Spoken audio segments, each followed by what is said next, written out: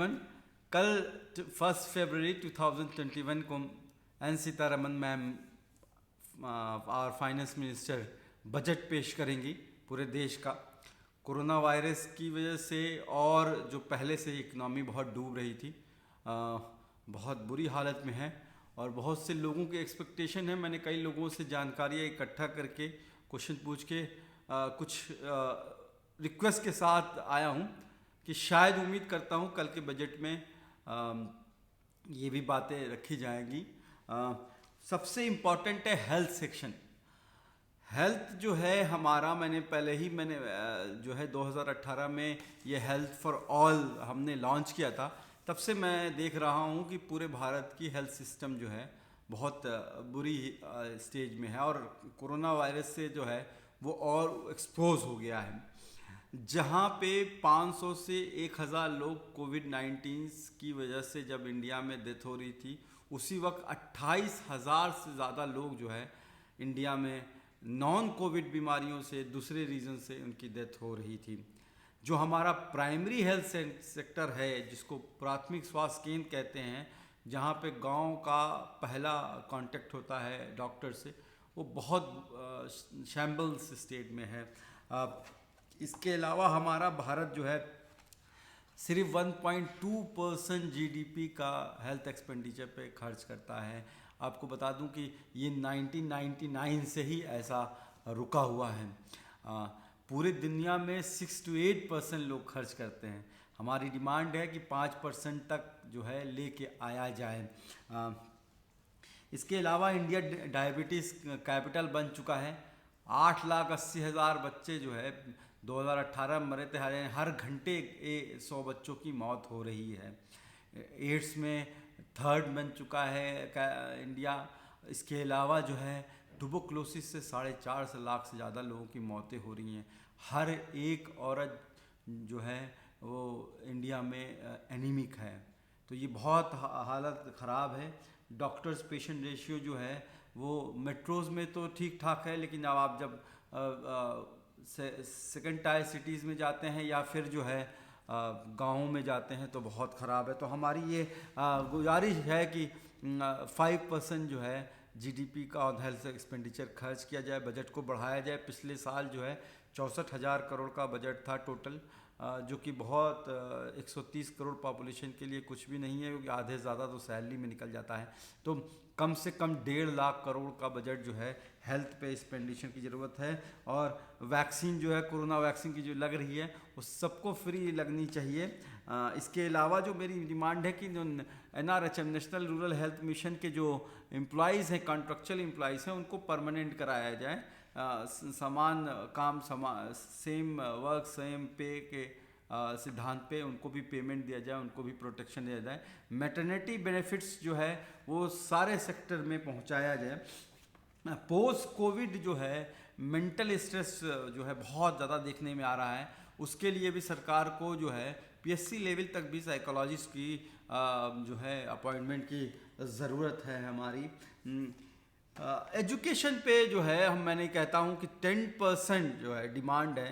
हालांकि सरकार इंडिया जो है 3% के करीब एक्सपेंड करती है, लेकिन एजुकेशन पे 10% के खर्च करने की ज़रूरत है, ताकि जो है एक गरीब का बच्चा जो भी है IIT IIM में पढ़ सके। आज ये हालत हो गई है 8 से 10 लाख रुपए जो है खर्च करने पड़ते हैं आपको MBA की डिग्री लेने के लिए। तो इतना बजट होना चाहिए किसी यूनिवर्सिटी, अच्छी यूनिवर्सिटीज़ का, चाहे JNU हो, चाहे जामिया हो, चाहे मुंबई IIT मुंबई हो, चाहे Mumbai university, Kolkata university, Hyderabad university, कहीं की फ़ीस नहीं बढ़नी चाहिए। एम्प्लॉयमेंट बहुत ज़रूरी है। आपको पता है 45 साल के पीछे चले गए हैं एम्प्लॉयमेंट के रेट के हिसाब से। तो हम जो है बहुत से बेरोज़गार हो गए हैं। सबको एम्प्लॉयमेंट मिल जाना चाहिए। सबसे ख़ास बात है कॉन्ट्रेक्चुअल जो है ये कॉन्सेप्ट ख़त्म होना चाहिए। आज हालत ये हो गई है कि पॉलिसीज़ की वजह से ग्रुप D यानी चौथे जो होता है ग्रुप C और D के एम्प्लॉयज़ को गवर्नमेंट जो है कॉन्ट्रेक्चुअल रख रही है। इनका बहुत उत्पीड़न होना है। इसमें सबसे ज़्यादा जो है दलित और पिछड़े जो है बैकवर्ड क्लास के लोग, वो उनको हरासमेंट हो रहा है। माइनॉरिटीज़ की तो बात नहीं करूँगा क्योंकि उनको नौकरी ही नहीं मिलती है। इसके अलावा माइक्रो, स्मॉल और मीडियम इंडस्ट्रीज़ जो है, जो हमारी बैकबोन होती है इकोनॉमी की, वो बहुत बुरी तरह से जो है पिछले 2 सालों से जो है पीछे चली गई है, खासकर पोस्ट कोविड। उनको स्टिमुलस देने की बहुत ज़रूरत है, खासकर कम से कम जो जो जो चाहे होम लोन हो और चाहे ये इंडस्ट्रीज़ हों, इनके जो कम से कम 50 लाख के लोन है, अगले 1 साल तक उन पे इंटरेस्ट माफ़ होना चाहिए। नो न्यू टैक्स, कोई और नया टैक्स नहीं लगाइए। हालांकि सुन रहे हैं कोई कोविड टैक्स आ रहा है, पर अब और सहन करने की क्षमता नहीं है।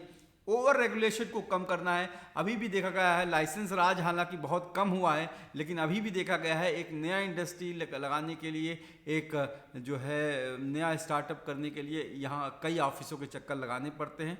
उसको रोकने की ज़रूरत है, तभी हमारा देश आत्मनिर्भर भारत बन पाएगा। और जो है पोल्यूशन कंट्रोल इकोसिस्टम हमारा बहुत ज़रूरी है। मैंने आपको बताया था कि जो है कितने लाख लोग जो है हर साल जो है सिर्फ 16 लाख से ज़्यादा लोग पिछले 2020 में ही 2019 में पोल्यूशन से मर गए थे। तो पोल्यूशन आपको पता है दिल्ली और हर जगह मेट्रोस में कितना ख़राब है, तो उस पर रेगुलेशन की ज़रूरत है कि इंडस्ट्रीज़ जो हैं शहर के बाहर हों, कंस्ट्रक्शन जो है वो उस पर रेगुलेशन हो। रियल इस्टेट इंफ्रास्ट्रक्चर को भी बहुत स्टिमुलस की ज़रूरत है। जो है पेट्रोल जो है वो 30 रुपये का लेके 100 रुपये का हो गया है, उस पर लगाम लगाने की ज़रूरत है।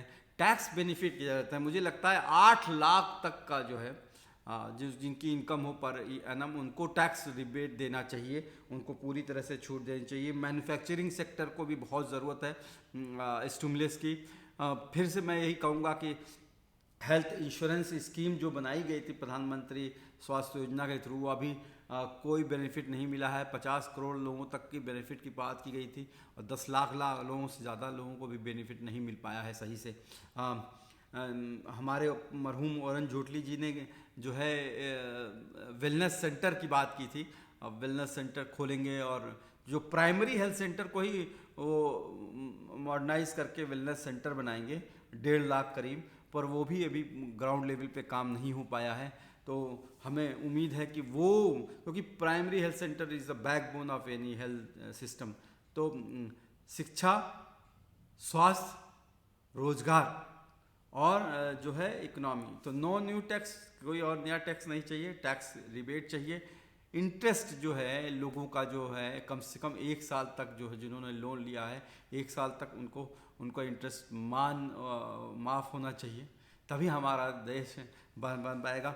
मैं जेटली जी की बात से ही ख़त्म करता हूँ। स्वस्थ भारत, समृद्ध भारत। जय हिंद।